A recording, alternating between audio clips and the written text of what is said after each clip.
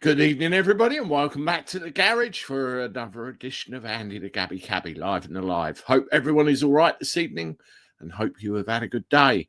I was aptly reminded earlier that it's Tuesday. I was walking around all day thinking it was Monday. It's a good job I didn't have to be anywhere that important apart from here to do this very live stream. So what's this all about? Well, I had a good question earlier about Sadiq Khan relating to a video I did. So I thought I would put this little live together and we'd go through it together. Here's the thumbnail for this live you can see right now. Now, before I go on to the question that the person asked, and again, it's a very important one, it's equally important to recap today what Sadiq Khan said with regard to events over the weekend. So together, let's have a listen. Look, before we begin, I want to address the events of this weekend. On Saturday, Met officers once again put themselves on the line to keep Londoners safe and facilitate the right to protest. I want to say thank you to all those involved for their work and to offer my heartfelt thoughts to those that were injured in the line of duty. I know that policing protest, especially of the sort we saw this weekend, is complex and places huge demand on the Met. I was shocked by the violence officers faced, and I've been clear that it's completely unacceptable. I also want to take the opportunity to categorically reject the appalling racism we saw on the capital streets this weekend. As the far right attempts to sow hatred, fear and division, I know many Londoners will be feeling scared. I want to be clear, everyone, no matter their race, faith or background, is welcome here. Now's the time for us to come together. Have you noticed when he says far right, his teeth kind of go far right? It's, you know, the same old trope being rolled out again and again and again, and people get seriously hurt off the back of that. Now, just to cover this as well, I want to show you this video.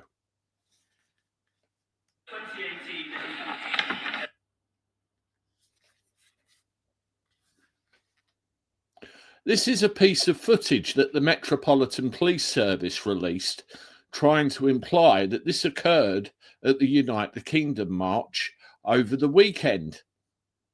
This piece of footage you are seeing right here is a few years old. It was actually from one of the lockdown protests that occurred within London around that time. So they're all at it, trying to gaslight the living bejesus out of us. And if you look at my earlier video, you will see what I thought of his so-called far-right trope.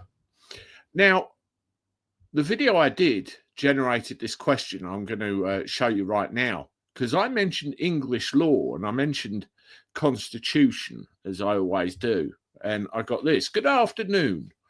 Could you please provide a link to the English constitution and the section that would delegitimise Sadiq Khan's position as Mayor of London? If it were implemented as you stated, I'd hazard a guess that your experience of growing up in the 80s was different to his on account of you being white. It's a shame when we have to quantify it like that, isn't it? I grew up in the 70s and it was frankly an appalling time, and I am white.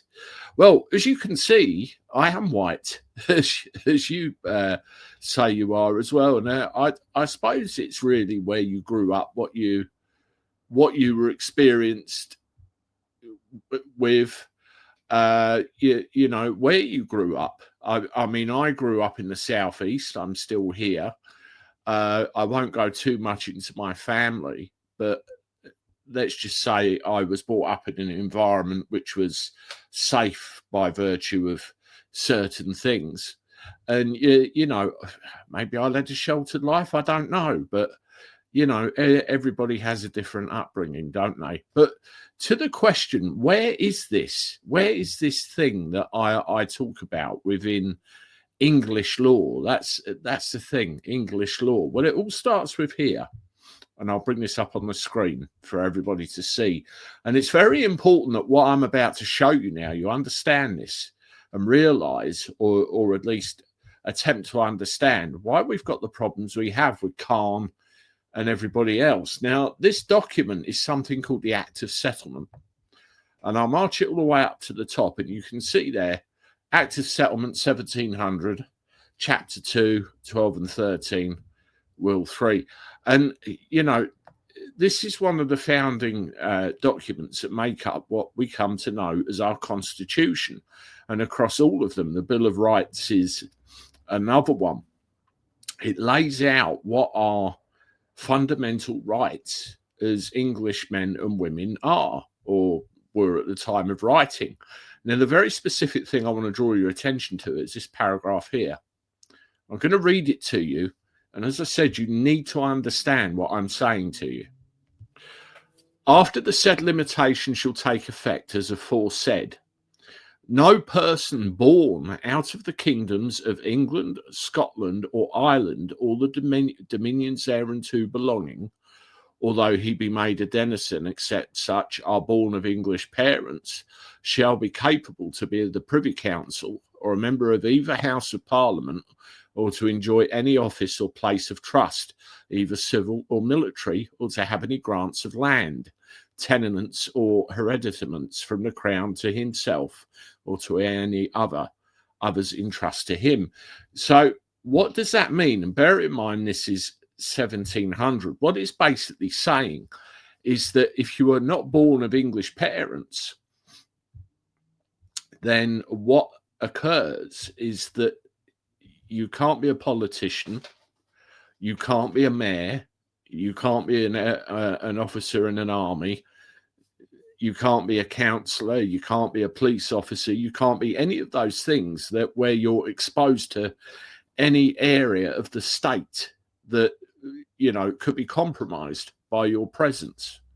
That's what that was. That was there to protect the state, the English state. That law is still there. If you look at Halsbury's Laws of England specifically, it's all there, laid out over multiple volumes. Now you ask the question, why particularly did we get Sadiq Khan? Why did we get, is it Sabima Mahmood in Parliament, David Lammy, Diane Abbott even, and all of those other people? It's very simple.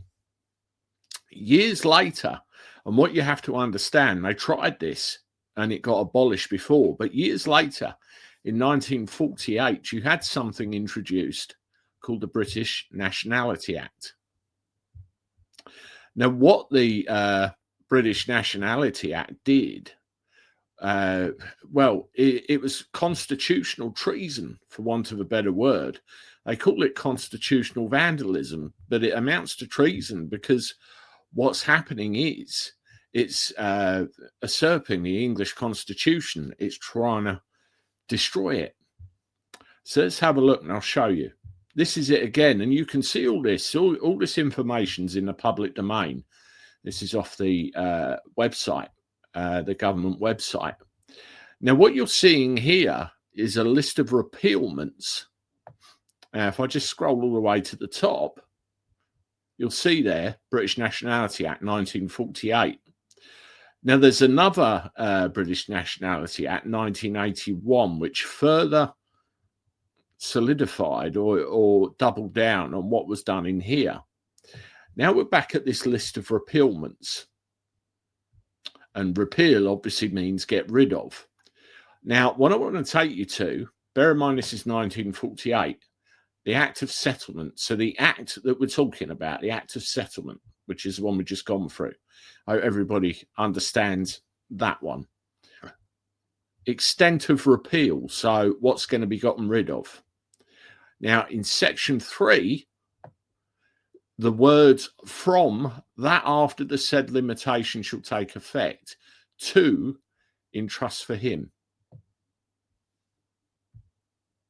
Now, that's very important because by repealing that, what you then do, you remove that whole paragraph from the Act of Settlement, or you're saying that paragraph in the Act of Settlement no longer has effect. We've repealed its meaning, got rid of it. So then you get Sadiq Khan, you get David Lammy, you get Diane Abbott, you get what's-her-face Mahmood, you get all the others. This is why we are in the trouble we're in.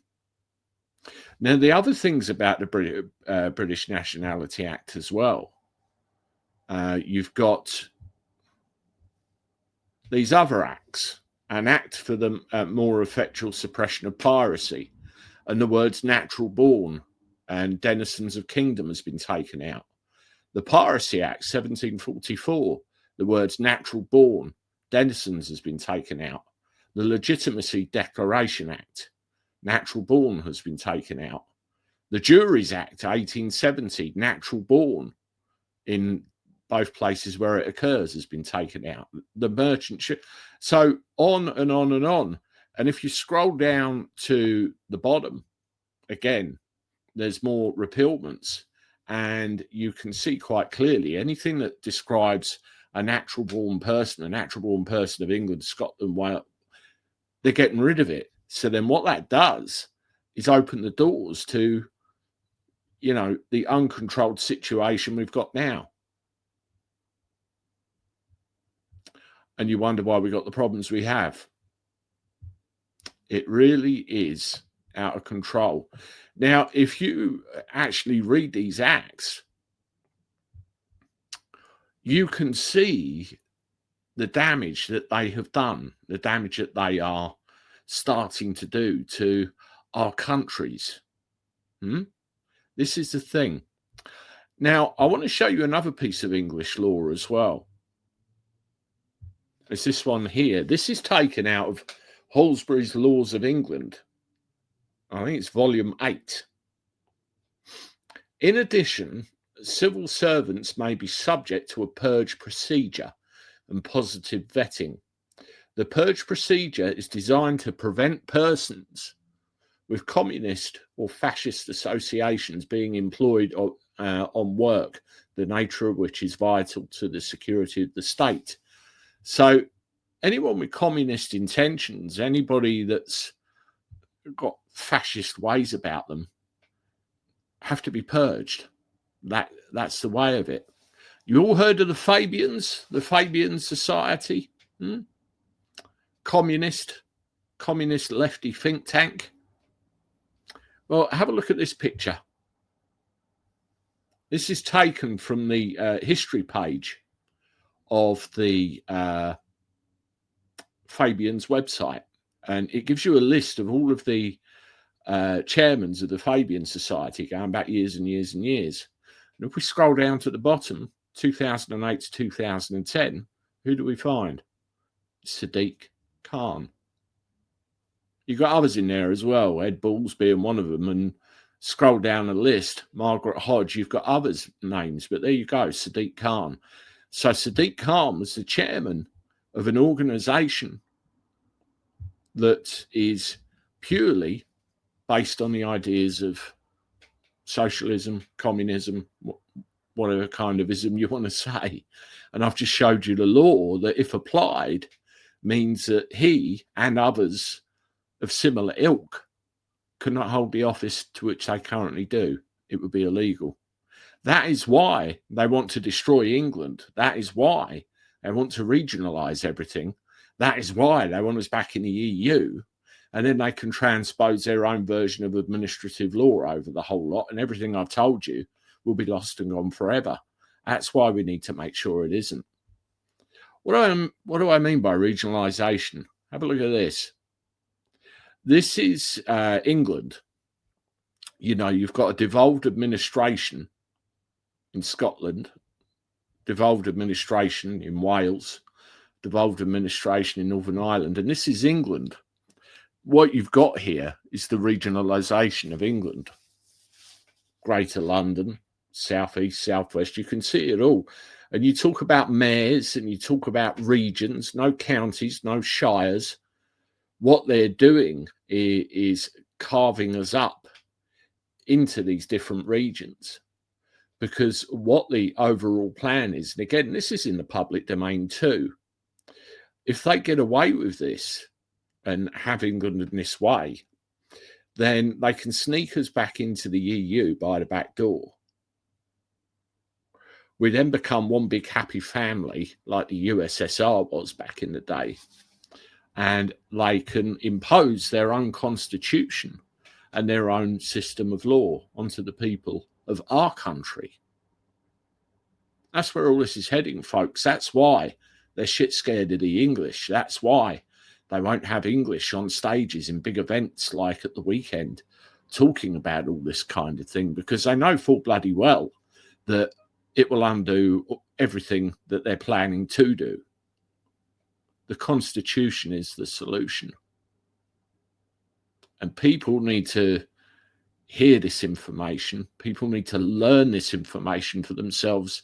People need to understand this information. On the 28th of September, there's a seminar in Essex. I'm going to try and make it if I can. And it's something that Graham Moore's delivering, part of the English Constitution Society. And having studied it for 30 years, he knows far more about it than I ever bloody will. That is for sure.